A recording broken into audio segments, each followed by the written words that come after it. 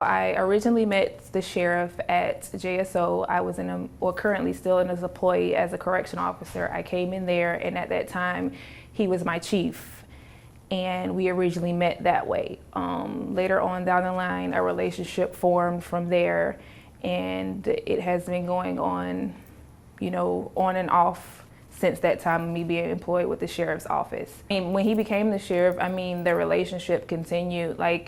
We were still talking, still texting, still communicating.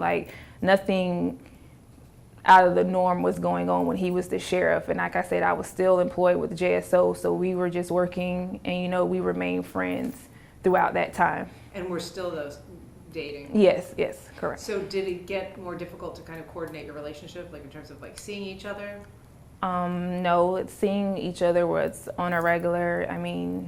We didn't have any issues about seeing each other, no. Like I say, I could reach out on his phone and vice versa. He could reach out to me on my phone. It wasn't nothing that was secretive, but it wasn't nothing that it was out in the open, publicly. So, as far as a spouse finding out, it did alarm us at one point in time, correct. As far as the investigation goes, the summation does include Darryl's name in it. So I believe that's what triggered everything. When he found out that his name was in the summation, it triggered more people getting involved, higher up people, the news, everything, getting out. So it alarmed me and it alarmed him. So that's when he began, fishing, digging to see what he could find out about what all was in the summation. So after the summation came out and he reviewed it and saw, that everything or what was in it, of course, he informed me that at that time he was going to, let his wife know what was going on because he didn't want the media to release it. Her find out? Yeah, her find out through the news. He wanted to be the one that told her. Forward. At that time, we did discuss, he did let me know through text messages, he did let me know that, I'm taking the process. I'm getting ready to tell my wife, Denise, what's going on. And I said, okay, just let me know, keep me up to date on what's going on. And he said that he would. He informed me the day, the time when he was telling her what happened after he told her. And then from that point on, it was kind of staggered conversations. We would talk during the day and the afternoon, but no more at night. Of course, he was at home during the nighttime. Mm-hmm. And then from that point on, that's when I believe that his wife got a hold of his phone. And that's when the threatening calls and the threatening text messages began to happen from her. We had agreed to meet up on a Monday at 6 p.m. And that was a normal meeting spot with us. It was not out of the norm for us to meet there. We've met there on numerous occasions. So that was the last time that we talked verbally over the phone. It was, meet on Monday at 6 p.m. I actually was leaving to at that time, it wasn't quite 6 o'clock yet, so I had time to go get my daughter something to eat. So I was actually leaving to go get her something to eat, and that's when I saw him drive by.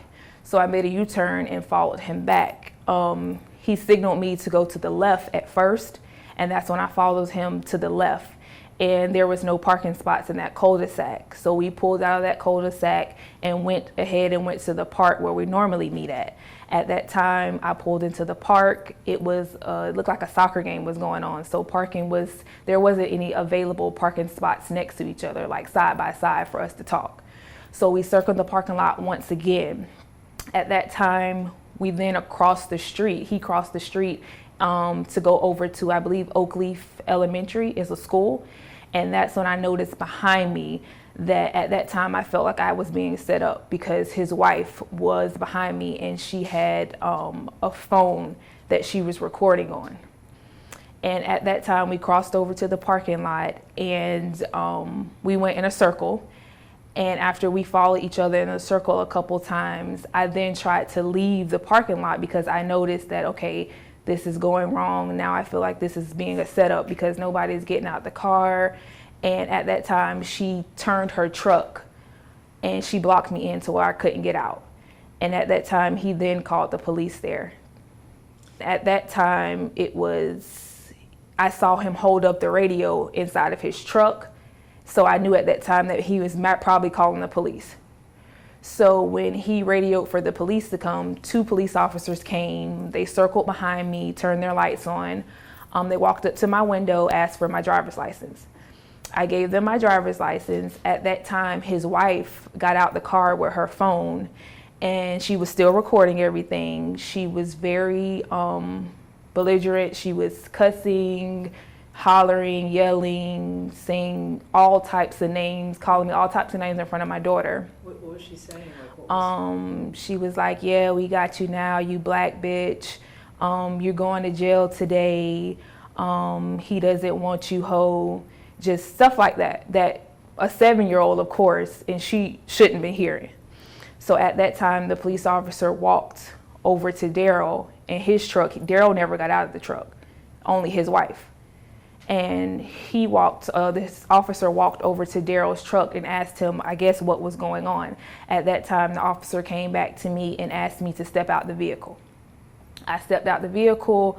The officer then went back to Darryl, and I could overhear some of the bits and pieces of him saying, do you want us to just, allow her to leave, or do you want us to book her?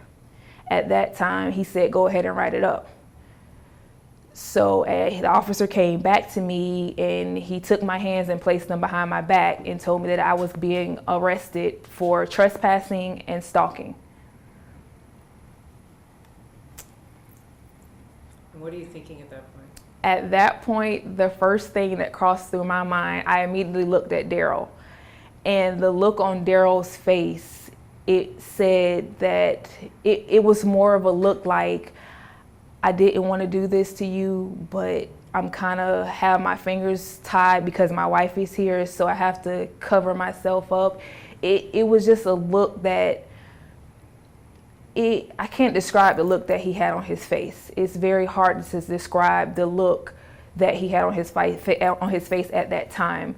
So after the officer put me in handcuffs, he placed me in the back of the car, and of course I had my daughter with me. And I asked, can I make arrangements for my daughter to get picked up? What can I do about my Jeep? Can I make arrangements for that? And the officer did work with me to allow my daughter. My dad did come pick up my Jeep, and my sister came and picked up my daughter. So I was able to do that. But I was in the back of the police car for at least 3 hours before, just dealing with everything, because the officer left to go get Darryl's statement, and then they returned back, and then just waiting on writing up everything. And they asked me if I did have a weapon in the car. So I did let them know that I did have a firearm in the glove box that was it was locked up inside of its case, its holster. And at that time, he informed me that now the stalking has now turned into aggravated stalking because I had a loaded firearm. So with me having a loaded firearm, I am a correctional officer, so I am licensed to carry, and I do have a certification to carry as well. I am state certified to carry, so at no point in time was I coming there to do anything out the norm, anything with my 7-year-old in the back seat, anything to where I would put myself or my daughter in danger. So the officer informed me now that it was aggravated stalking and trespassing. And I would guess aggravated stalking is starting to get real, right? Yeah, it went from a misdemeanor now to a felony. Wow. I was in the squad car until I got transported to the sheriff's office. So I was in the squad car up until my family arrived to pick up my Jeep and my daughter. And then at that time, that's when they transported me to the County Sheriff's office. And I was still in the back of the police car. The guy was finishing up the report. And I had informed him, can I go to the restroom at that time? And he did. An officer then came, or it was a sergeant. A sergeant then came and asked me to step out the car. I stepped out the car. He asked me a couple questions on what was going on. I basically told him the same story that I'm telling you, and that's when they removed the handcuffs off of me. And he told me that I wasn't being placed under arrest, that a third party had gotten involved, and that I would probably be going home tonight. This is a third party. He didn't say what third party was, so he did say a third party got involved, and he said that I'm just here to let you know that you're not being arrested tonight, that we're gonna let you go home, and I'm gonna be the one that drives you home. About what time was that? I got home after midnight. Yeah, it was after midnight. So you were in custody for a good 6 hours, yes.